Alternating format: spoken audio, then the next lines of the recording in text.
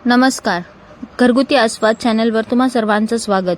आज आपण पाहूयात sabudana vada with chutney recipe. यासाठी एक भांडं घ्या, त्यात पुरेसे इतके साबुदाणे घ्या। इथे मी अर्धा किलो घेतलेले आहेत। ते साबुदाणे रात्रभर भिजत ठेवा। हे रात्री भिजत ठेवलेले साबुदाणे छान फुललेले आहेत। तर रेसिपीसाठी लागणार आहे साबुदाणा, शेंगदाण्याचं कूट, हिरवी मिरचीचं वाटण, मीठ आणि उकडलेले बटाटे। आता हे साबुदाण्यात सर्व गोष्टी मिसळून हे एकजीव करून घेऊ। हे एकजीव झालं आहे आपलं साबुदाण्याचं पीठ। आता ह्याचा एक छान असा गोळा करून त्याचं वडा बनवू आणि तो हलक्या हाताने थोडा प्रेस करून घेऊ। आता आपले साबुदाणे वडे असेच तयार करून घेऊ। आता हे तयार झालेले साबुदाणे वडे आपण तळायला घेऊ।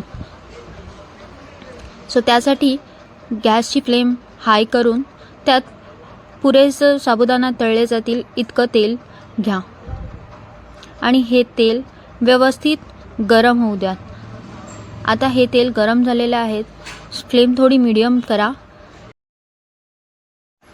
आणि त्यात हे बनवलेले साबुदाणे वडा सोडा। साबुदाणा कमी सोडा जेणेकरून तुम्हाला उलटायला इझी जाईल।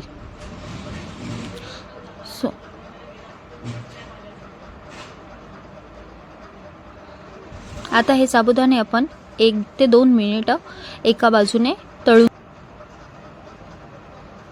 आता तुम्ही पाहू शकता साबुदाणे एका बाजूने छान असे तळून झाले आहेत।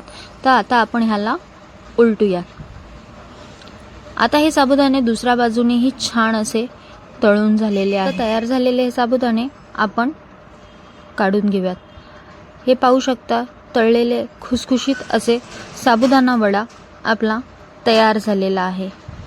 आता यासोबतच आपण एक खोबऱ्याची चटणी बनवू। त्यासाठी आपण खोबरं, मीठ आणि हिरवी मिरचीचं वाटण करणार आहोत। ही उपवासासाठी चालते कारण ह्यात फुटाण्याची जाळ नसते। आता याचं वाटण करून घेऊ आणि ही आपली चटणी तयार आहे जी उपवासालाही चालते। मग तर एन्जॉय करा साबुदाणा विथ चटणी। रेसिपी आवडल्यास चॅनलला लाईक, शेअर, सबस्क्राईब नक्की करा जेणेकरून आमच्या पुढच्या व्हिडिओ तुमच्यापर्यंत पोहोचतील।